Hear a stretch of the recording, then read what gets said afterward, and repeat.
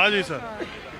Sir बहुत अच्छा लगा सबसे पहले तो आपसे बात करके, बिकॉज कुछ ही पत्रकार बचे हैं जो असल में पत्रकार हैं। अरे यार, एक तो हम इतने दिन के बाद चलिए कोई नहीं आए सर। हैं, बहुत दिन के बाद। तो ऐसा नहीं है, हर पत्रकार अपने अपने तरीके से अपना काम कर रहा है। आप क्या करते हैं ये बताइए। सर मैं सॉफ्टवेयर डेवलपर हूँ और गुड़गांव में काम कर रहा हूँ। आज दिल्ली घूमने आया, सो आपसे मुलाकात हुई। सो एक बड़ा ही मतलब आज के टाइम में पॉलिटिक्स में एक मुद्दा जो खो गया है वो है बेरोज़गारी का, जो कि शायद सब जानते हुए भी शांत रहते हैं कि देश में बेरोज़गारी है। 60,000 सीटों के लिए 48 लाख लोग फॉर्म भरते हैं और एक मास ले-ऑफ्स का सीज़न चल रहा है हमारे टेक इंडस्ट्री में, जिसके ऊपर सारे के सारे चैनल्स शांत हैं। अगर हमारी इकोनॉमी अच्छी चल रही है तो एक बड़ा क्वेश्चन ये बनता है कि टेक में इतने ले-ऑफ्स क्यों हो रहे हैं और नई जॉब्स क्यों नहीं आ रही हैं। हर साल इतने सारे बच्चे ग्रेजुएट हो रहे हैं, उनको उनकी योग्यता के हिसाब से जॉब्स क्यों नहीं मिल पा रही हैं। ठीक है, मंदिर बन रहा है, अच्छी बात है, और बहुत सारे नए लॉज आ रहे हैं, बहुत अच्छी बात है, नए कानून बनाए जा रहे हैं, जो कि अच्छी बात है। एक अच्छे डेमोक्रेटिक प्रोसेस में ये होना ही चाहिए। लेकिन जो एक आम युवा चाहता है, उसे रोटी कपड़ा मकान तीन नहीं, मैं वही बात मैं पॉइंट बोलने दो यार। बात तो मैं कह रहा हूँ, मंदिर मस्जिद सब अपनी जगह है, मंदिर मस्जिद अब सब अपनी जगह है, आप करिए। लेकिन एक आम युवा को जिसको अभी करंट टाइम में रोजगार चाहिए, आप उसको क्या दे रहे हैं? आप उसको वादा दे रहे हैं 30 साल बाद हम विकसित राष्ट्र बन जाएंगे। भाई अभी तो जॉब्स दे दो, उसके लिए आज के टाइम में अपना घर चला पाना बड़ा मुश्किल। सॉफ्टवेयर इंडस्ट्री में गिरावट है ना इस वक्त, मंदी है इस टाइम डिक्लाइन है।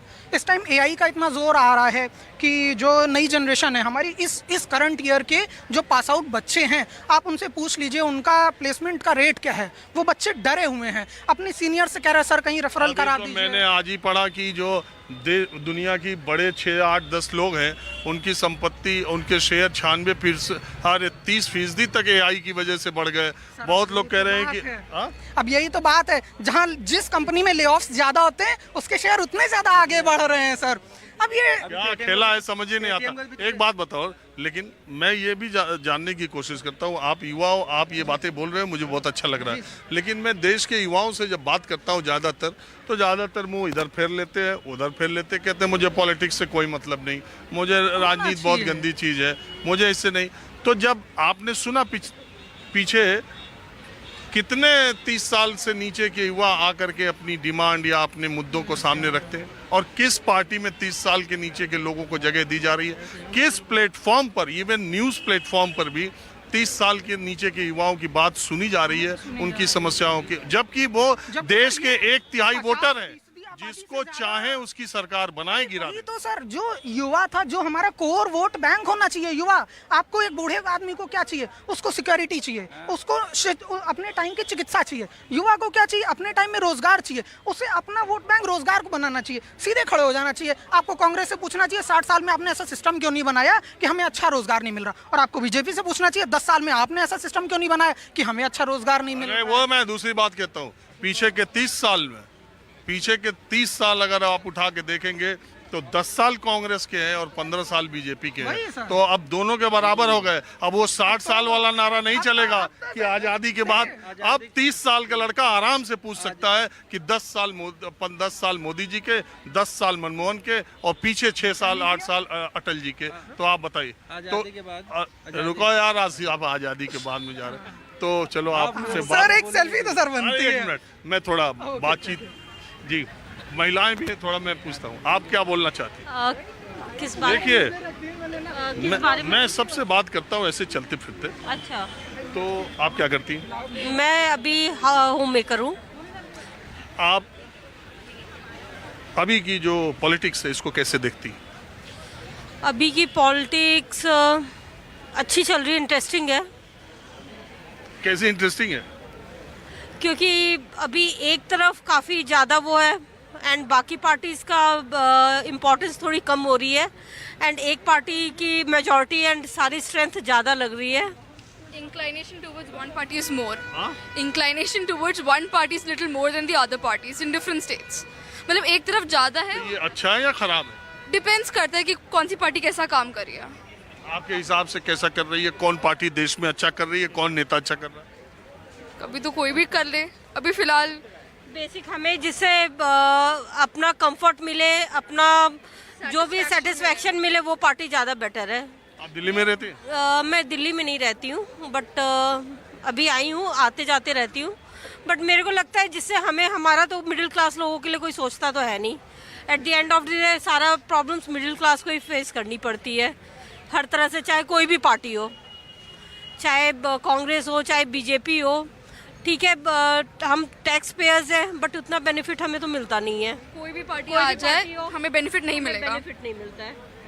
अरे मोदी जी कह रहे हैं हमने दुनिया बदल दी, भारत बदल ठीक है, वो तो मैं अग्री करती हूँ, मैं सपोर्ट करती हूँ, हर चीज़ है, बट हमें क्या, मिडिल क्लास को कुछ मिडिल क्लास को एज अ बस सेटिस्फेक्शन है कि चलो हमारा देश आगे तरक्की कर रहा है। हाँ, इंडिया इंटरनेशनल प्लेटफॉर्म में काफी बढ़ गया है लास्ट 10 ईयर्स की देखा जाए तो, पहले नहीं था। वो नहीं है, गलत बात नहीं है। अपना देश काफी एक नाम है, इज्जत है, जहाँ जाओ एक प्राइड है, वो चीज अलग है। इसीलिए लगता है कि चलो at the end of the अपनी कंट्री आगे जा रही है। चलिए ठीक, आप भी बताएं कुछ। राजीव अब जी, मैं जी ये मान के चलिए कि आपके प्रोग्राम का टाइटल है कि माहौल क्या है, तो जो मौजूदा सरकार है ना, सिर्फ माहौल बदलने का काम कर रही है और होली बना रही क्या? सिर्फ माहौल बना रही है। और ये सरकार ने सकारात्मक कोई भी अगर कोई भी सकारात्मक काम आप गिना दीजिए कि पब्लिक हित में कोई काम हुआ हो, या इन सब चीज़ों से जो इन्होंने माहौल बनाया है, इससे किसी भी एक युवा वर्ग को, बुजुर्ग वर्ग को या प्रौढ़ावस्था वाले लोग, किसी को भी कोई फायदा हुआ तो आप बताइए।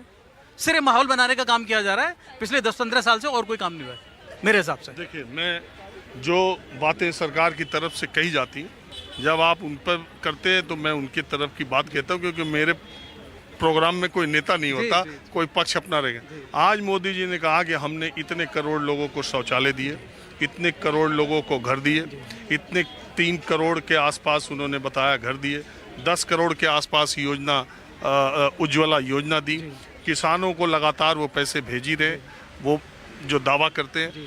तो तीसरी तरफ जो आधुनिक भारत की बुलंद तस्वीर, रेलवेज का, इंफ्रास्ट्रक्चर का, रोड्स का, वो सारी चीज़ें कहते हैं कि 10 साल में जितना काम आज़ादी के बाद अभी हुआ है, आज ही के सम्मेलन में, उतना काम कभी नहीं हुआ। तो एक सरकार से 10 साल में आप क्या अपेक्षा करते हैं, बताइए। देखिए, मौजूदा सरकार को जो चीज़ें मिली थी वो बनी बनाई मिली थी, प्लेटफॉर्म उनके पास तैयार था। दूसरी चीज़, माननीय प्रधानमंत्री सिर्फ दावे करने में और गारंटी देने में तो उस्ताद हैं। गारंटी तो पहले केजरीवाल ने देनी शुरू की, फिर कांग्रेस ने देनी शुरू की, बाद में मोदी जी आगे गारंटी लेके ये दोनों का गायब हो, कहते खाली मोदी का गारंटी चलेगी। देखिए, जब आपके सुबह उठने की कोई गारंटी नहीं है, तो नेता अगर आपको कोई गारंटी दे रहे हैं तो वो गारंटी कैसे आप मान सकते हैं। वही बुरी हालत दिल्ली की भी हो गई है। दिल्ली में अगर माननीय मुख्यमंत्री ने अगर कोई गारंटी दी थी तो दिल्ली की स्थिति कौन सी अच्छी है अभी बताइए। दिल्ली का भी वोटर अपने आप को ठगा हुआ महसूस कर रहे हैं। अरे तो आप तो ऐसे बता रहे हैं कि कहीं उम्मीद की कोई किरण दिखाई नहीं दे रही। नहीं, उम्मीद की किरण है। उम्मीद की किरण तब है जब हमारे, कौन है? देखिए, हमारे अगर वोट का अधिकार का प्रयोग हमें अगर अच्छे से करने दिया जाएगा, ईमानदारी के, तब उम्मीद की कोई किरण दिखेगी। ये बहुत आदर्शवादी बातें हैं। अभी मौजूदा 2024 में जो चुनाव हो रहा है, उसमें आपको कौन नेता में उम्मीद दिखाई दे रही है? अब तो ये मान के चलिए कि माहौल ऐसा बना दीजिए कि मोदी के सिवा कुछ कोई है ही नहीं, मोदी जी हैं सब कुछ, और गारंटी वो दे रहे हैं कि मैं ही रहूंगा। तो हर चीज़ की गारंटी आप मोदी जी को